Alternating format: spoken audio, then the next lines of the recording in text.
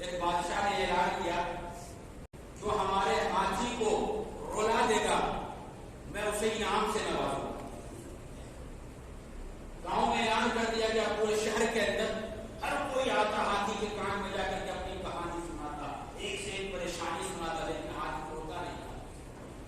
کئی دن گزر گیا, بڑا سے بڑا آدمی اور غریب سے غریب آدمی آیا, ایک سے ایک ہنسانے والا آیا اور اپنا دکھڑا جا کر کے سناتا رہا ہاتھی کے کان میں, لیکن ہاتھی رویا نہیں. ایک امام صاحب پہنچے, پٹے پرانے کپڑے میں ملبوس, اور ہاتھی کے کان میں جا کر کے کچھ کہا. ہاتھی پھوٹ پھوٹ کر کے رونے لگا.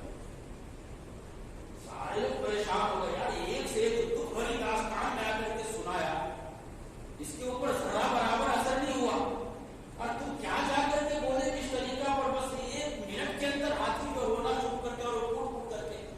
تاکہ شاید کچھ بھی نہیں, میں نے صرف اس کو اپنا تنخواہ بتایا, میری تنخواہ اتنی کم ہے, بیچارہ کم کے مارے ہاتھی کے رونے لگا. ہم انسان نہیں ہوتے